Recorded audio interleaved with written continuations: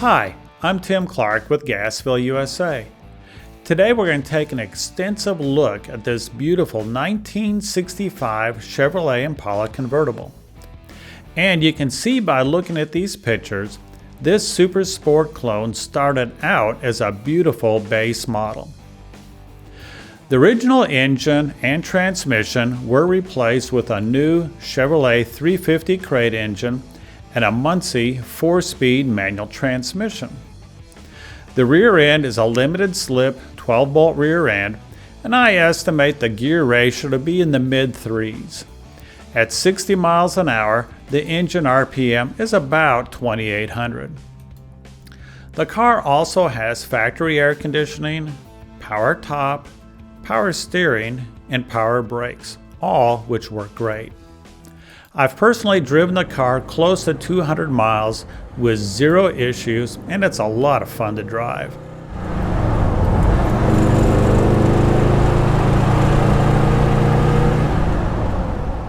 Another upgrade is the lighting. Except for the headlights, all the exterior lighting and interior lighting have been upgraded to LED. During this video, we're going to focus on the following.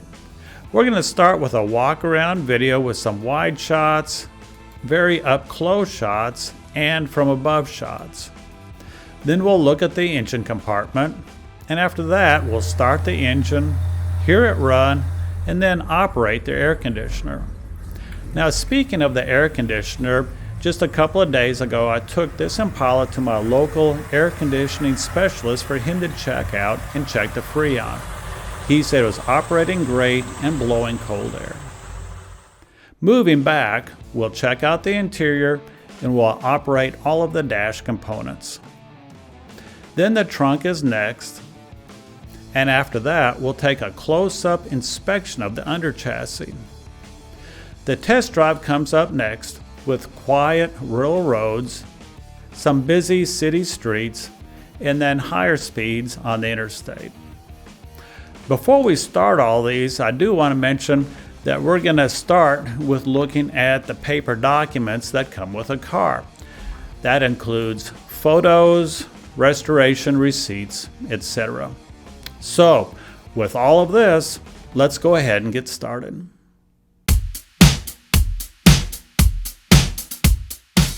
Before we start with the other videos, I wanted to go over the paperwork that goes with a car. So there's a nice thick folder of documents and pictures.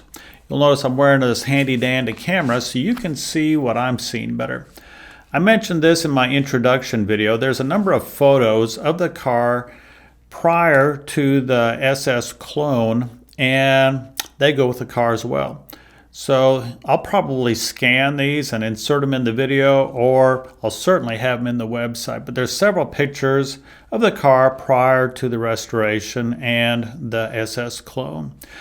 I also mentioned on this the wire wheel covers. I actually have a set of these. If somebody that buys the car would be interested in returning it to original style, I've got a set of those. So there's several photos of the car that go with it. As you can see here, it still has the bench seat at this point, and it also has the column shifter. Another one that's real similar. Here you can see now at this point it has the floor shifter in it, just like it is now. Another picture. And interesting, looks like there's different wheel covers on the car at this point. I mentioned that it's got a 350 crate engine, and I believe the previous owner, the man I bought it from, bought this and had that installed. And it was installed 9/29/16. And he said he's put several thousand miles on the engine. It runs great. So here's all the specifications and everything on that engine. Here's a receipt for that. And between the engine and a Holley carb kit and other extras, this invoice totals $3,678, and that was back in 2016. I also mentioned the LED lighting, Here's a receipt for the LED lighting. And nice details about what they did as well. Here's a little bit of interior. Got some bucket seat, seat belts, some carpet, different things. This is kind of funny. When I was shooting the under chassis video, I said, you know, those mufflers remind me of the old school glass pack thrush mufflers. And sure enough, here's a note on the receipt for the exhaust, new pipes and mufflers, thrush, $421. Here's some air conditioning service work that was done in 2016. I just mentioned I just had it checked and it's in good shape. Here's a little bit more interior items, some weather stripping, etc. Boy, these receipts just go on and on. I'm not going to go through every receipt. Here's some new power steering hoses. The new rear adjustable air shock absorbers. The tires, Super Cobra. Classic Industry 100 amp alternator. Looks like some hydraulic hoses for the convertible top. I know the man I bought it from said that was rebuilt as well. Also, there's something else I noticed when I was shooting the under chassis video. It looked like the front steering was new. Here we got a new tie rod ends, inner tie rod, center link, etc. And here's the labor for replacing that. Anyway, this just goes on and on and on. Got some handwritten notes, Summit Racing, just a lot of receipts that a person, if you're like me, you really like looking at these things. So, as I mentioned before, all of these documents go with the car, and hopefully you'll have fun researching this just like I do when I purchase a car.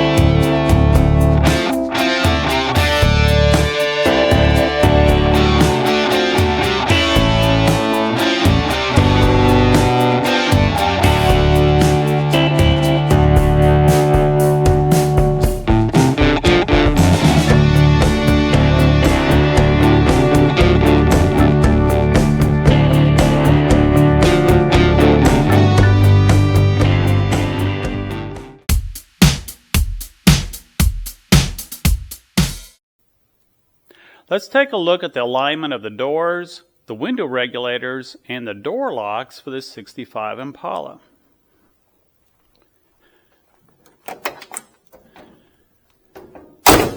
You'll notice the doors just snap shut very nice.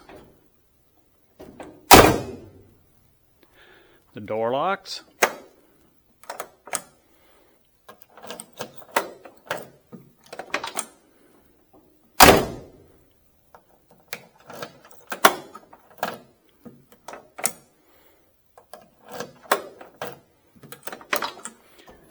And let's check out the window regulators.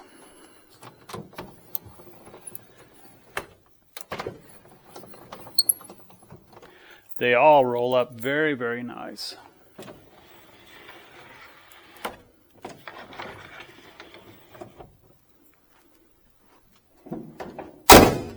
And let's check out the passenger side.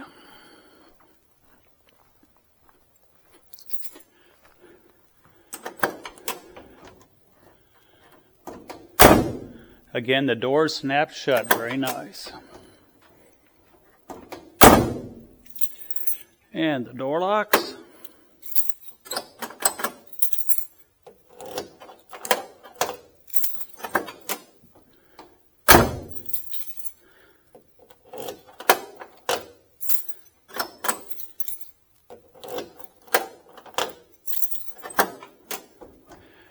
And the window regulators.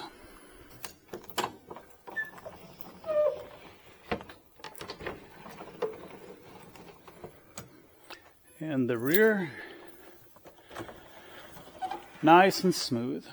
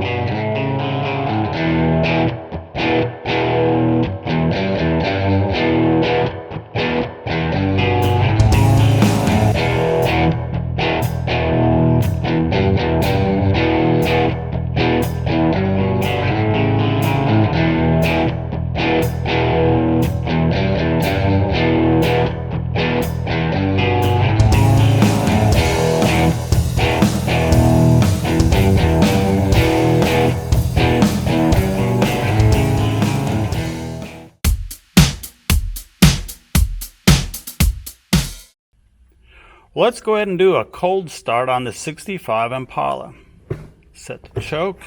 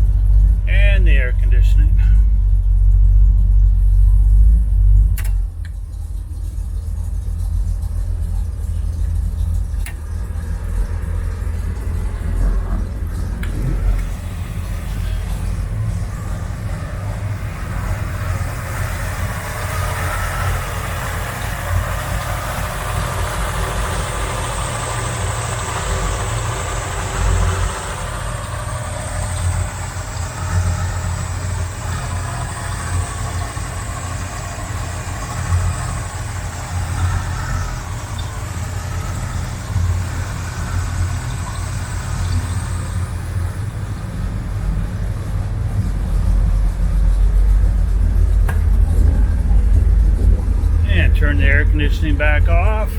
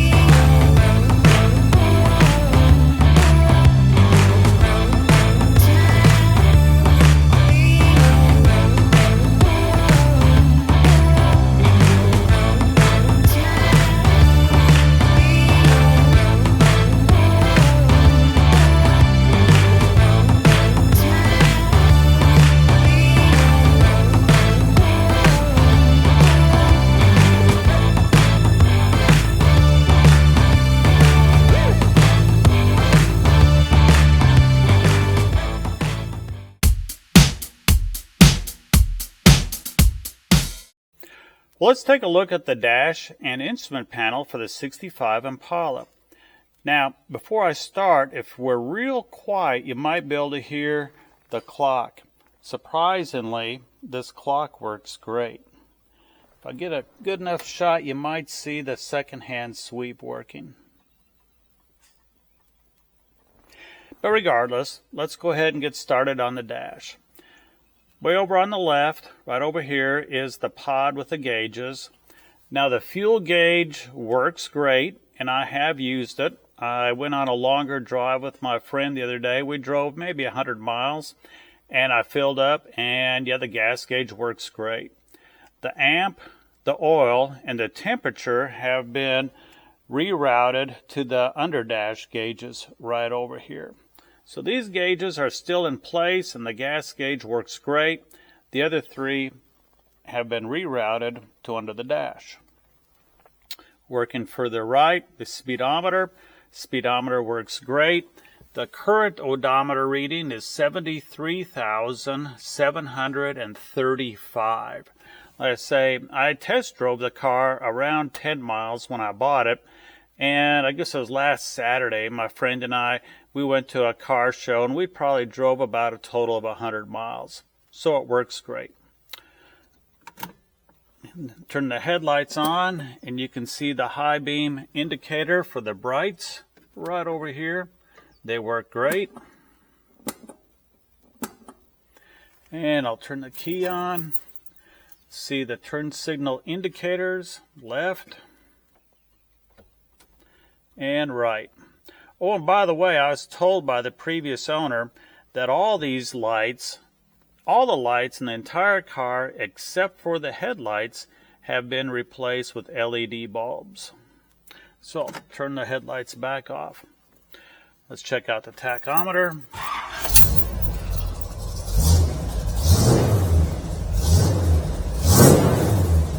Tachometer works great.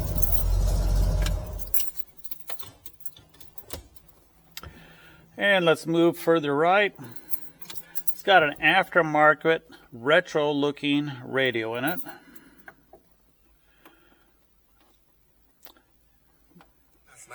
Got a local station tuned in. I'm in actually a steel building, so the reception's not great. But here's what I like. Right down in here is a handy dandy little cable. You can plug in your phone and change it to auxiliary. On my particular phone, I have Sirius. So I was listening to my Sirius 60s on 6. Well, I guess the name's changed, 60s Gold or something. But anyway, I enjoy 60s music, and I was listening to it satellite through my radio into here and into the radio. And it worked great. I'll probably demonstrate that part while I'm actually doing a test drive. Turn that back off. Close the console lid. And let's work further right. Here we got the vacuum gauge. Right over here. I'll start this up. Hopefully you can see that the gauge is working really nice.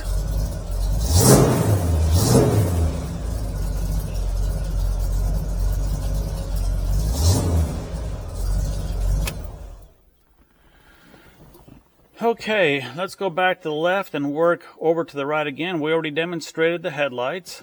The parking brake does work, and that's very important when you have a standard transmission. So the parking brake works great. We've already demonstrated the headlights. Let's go ahead and demonstrate the wipers. Here's low and high. Back to low. And then park. So they park very nice. I tried the lighter. This element did not get hot.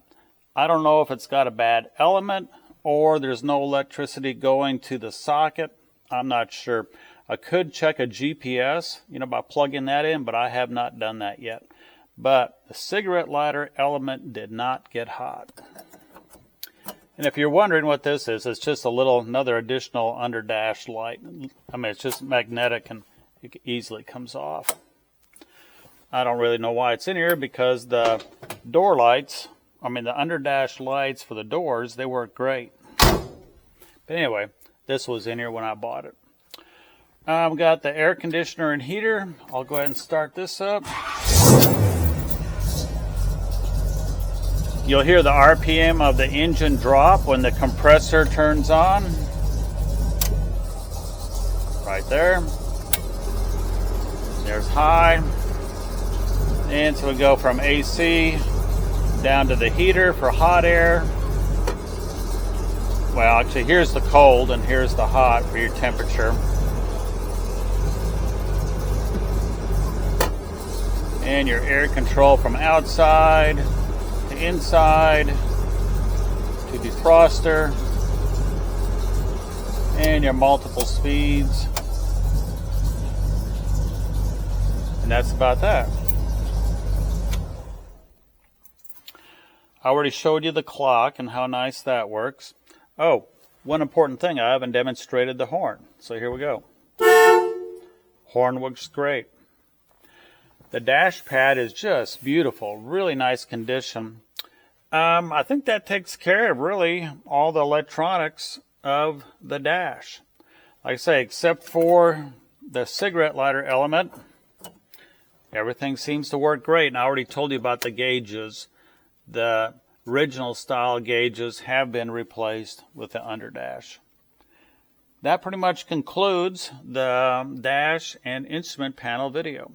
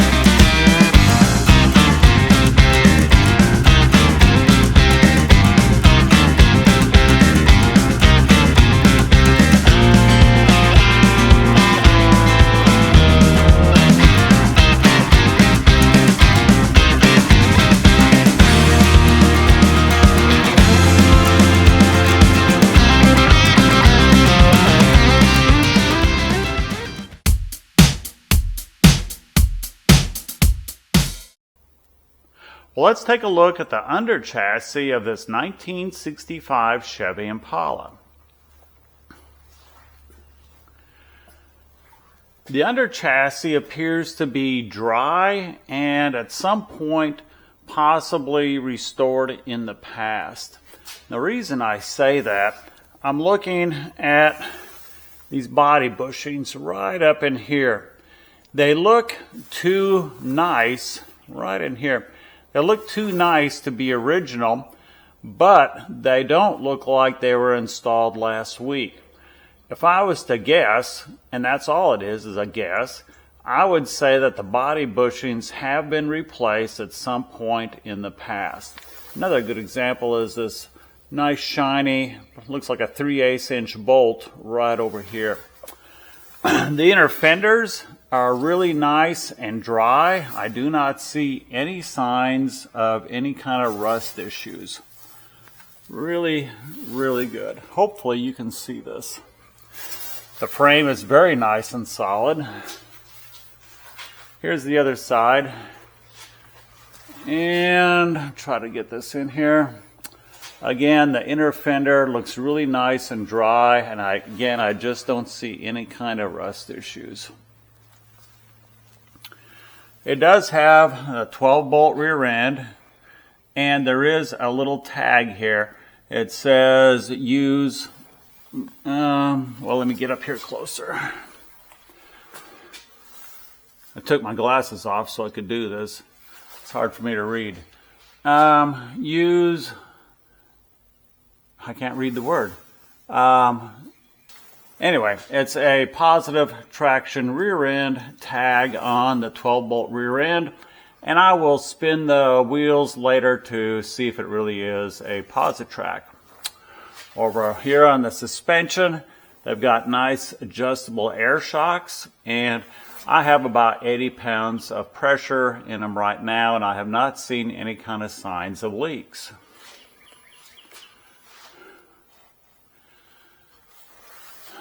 The trunk up here looks, again, nice and dry, and when I say clean, I don't mean like it was painted last week, but I don't see many decades of debris on the sheet metal.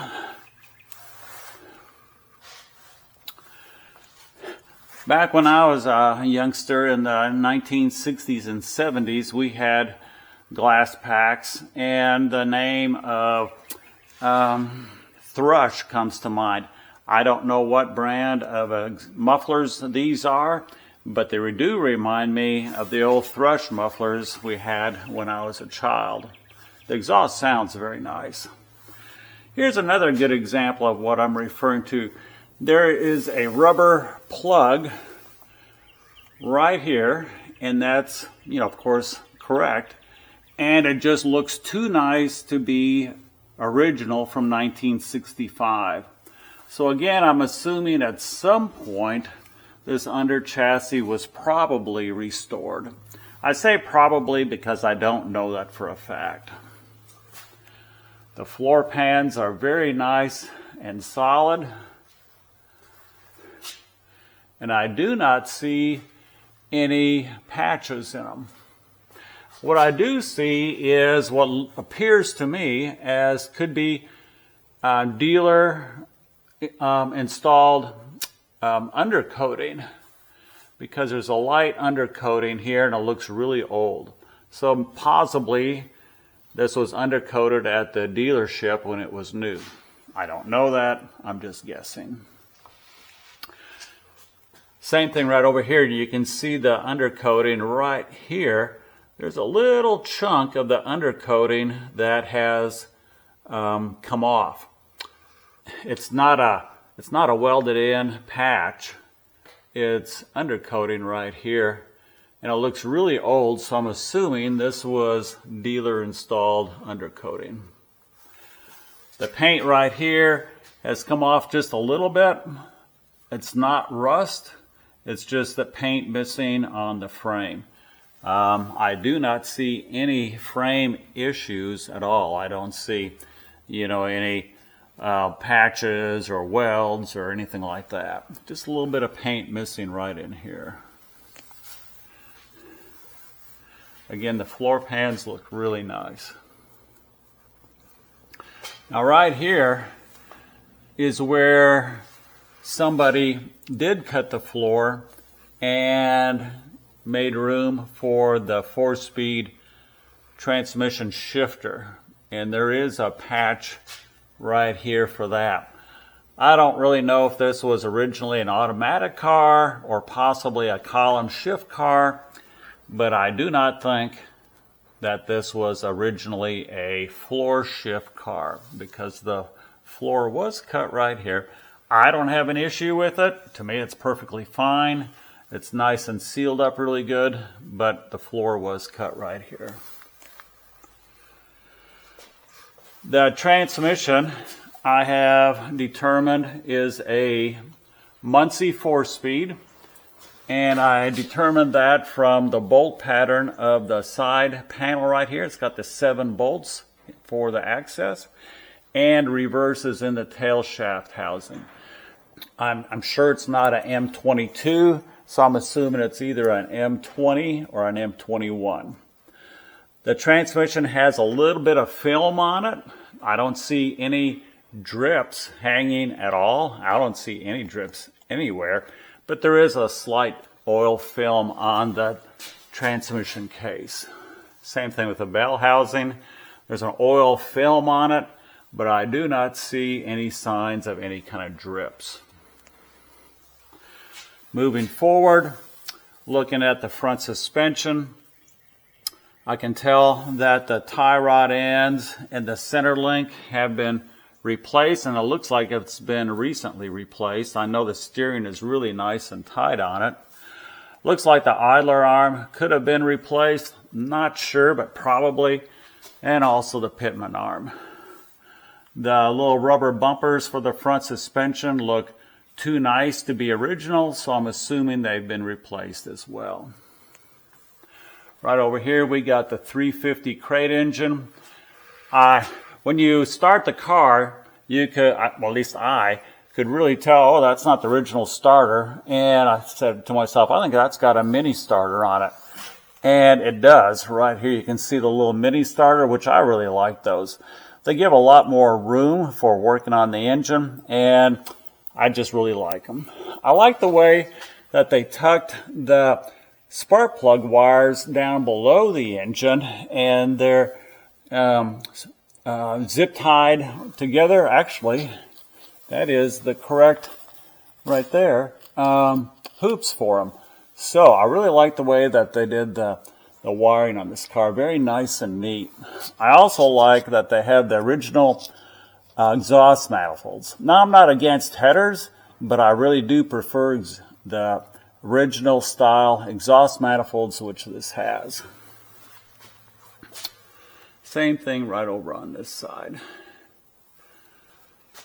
Going forward a little bit more. I know it's going to be hard to see, but it's got the newer aftermarket aluminum radiator. And again, just back to the 350 crate engine, the fuel pump, you can tell that's newer. And the front suspension again. Again, it's not a fresh frame-off restoration from last week, but it really appears to be a nice, solid, dry, and clean under chassis. For a driver, to me, this is perfect. It's not so nice that you wouldn't be scared to get it dirty, but yet it's nice and solid where I would not be concerned about any kind of structure issues. Just a really nice driver 65 Impala. Okay, I wanted to check to make sure if this had an open rear end or Positrack rear end.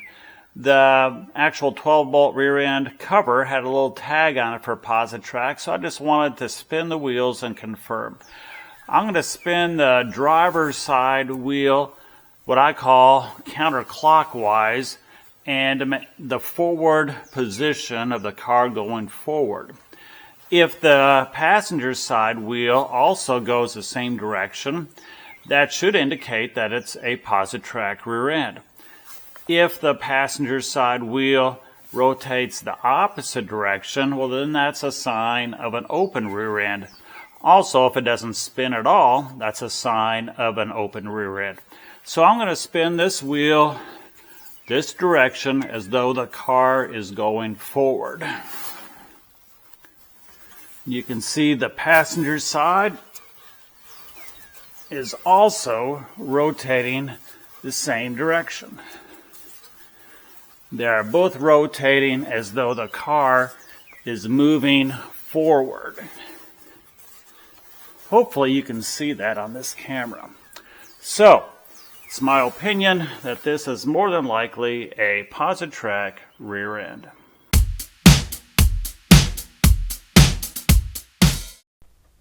Before we get started with our test drive video, I want to give a little update to the dash and instrument panel video. During that video, I mentioned that the cigarette lighter element did not get hot, and that's still correct, that the element itself did not get hot. But I am using the socket as a battery feed for one of my cameras. I accidentally let one of the batteries get low on a camera, so using that for battery power. So you could use that for your GPS or whatever, maybe your phone charger. Also, during that same video, I mentioned that I use my phone with the auxiliary in into the stereo to listen to Sirius. I enjoy 60s music, and I'd said I'd demonstrate that during the test drive video, which I'll do right now. So I'm going to turn the key on, turn the radio on. Now I've got the auxiliary in going into my phone, and I've got I call it 60s on 6. It's called 60s Gold. We're listening Going Out of My Head, so by Little Anthony and the Imperials. So that works great.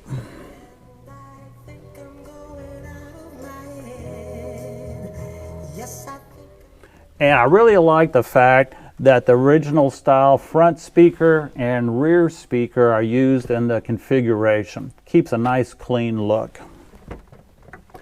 So about the drive line before we get started, it's a Crate 350 engine, about a 290 horse, that's what it's advertised as. I think it's more than that, but that's the paperwork that I have. So it's a 290 horse 350 engine, 4-speed manual transmission, 12-bolt rear end, power steering, power brakes, and power top. Obviously, we got the top down today because it's a beautiful day today in the Ozarks, and we're going to enjoy cruising with the top down. Prior to today, I've driven the car probably about 100 miles, maybe just a little less. I test drove the car around 10 miles before I bought it. And then last Saturday, a friend and I took our cars to a car show, which was around, I'm just guessing, around 40 or maybe 45 miles away from here. So the round trip was probably about 80 or 90 miles. Then I've taken a couple other little side trips. So prior to today, driven the car roughly 100 miles. Today I plan on driving it around 80 or so. With that, let's just go ahead and get started.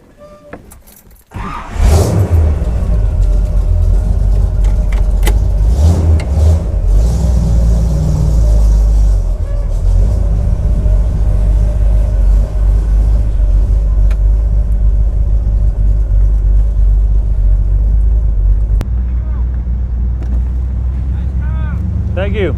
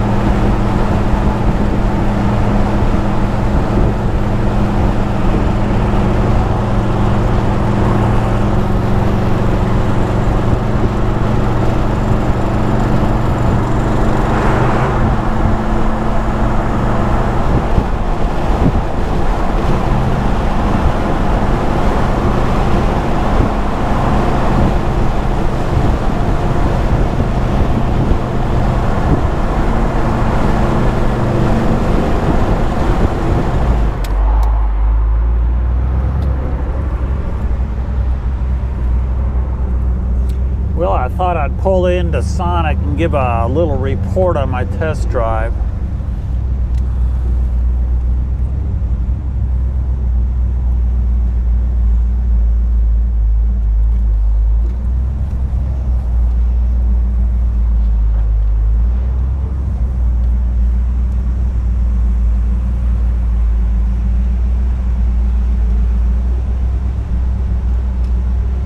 Wow, what a fun ride. My very first car that I ever bought was a used 65 Impala, and I've had quite a few 65 Impalas since then, and I'll tell you, I'm sure this is my favorite one. What an incredible ride. I'm going to try to go over everything. Hopefully I won't forget anything. We'll start with the gauges. I mentioned earlier the gas gauge works. So does the speedometer and tachometer. And speaking of that, I noticed when I was out on the highway, cruising about 60 miles an hour, the tachometer RPM was 2,800. So with that, I'm assuming the rear end gear ratio is probably in the mid 3s or so. The oil pressure out on the highway was a very consistent 50 psi. Cruising around town about 42, and while just idling at stoplights, you know, just sitting there, the lowest I ever saw it was 30 psi, so very good oil pressure. Of course, the volts was very consistent, right at 13 volts. The water temperature, very consistent at 180 degrees, so I'm assuming it's got a 180 degree thermostat in it. Let's see, of course the vacuum gauge works. The performance of the driveline is really nice. The paperwork that I have for the engine, it's a GM crate engine, listed as a 290 horse 350 engine. To me it feels more than that, but I'll just take it as word, 290 horse. It performs really, really nice. No stuttering, no noises, just a really nice performing 350 engine. The 4-speed transmission was flawless. The shift pattern and shifter is very nice and tight, but yet smooth. And synchros for the transmission are just really, really good. The brakes, very nice power brakes, and it brakes nice and straight. It does not pull one way or the other. And the steering is also very, very nice and tight, and yet you can steer with one finger if you want. The suspension is also really nice. I noticed going over railroad tracks is real nice and quiet, no rattles, no shakes. Very nice suspension, and the rear end suspension does have adjustable air shocks. You know, I don't know what else to tell you. It's just a really nice, enjoyable car. Looks good, runs great, just a beautiful 65 Impala convertible. Hey, I appreciate you taking time to look at this video, and you can always check out more at gasvilleusa.com. And feel free to call or text me at 479-636-7111.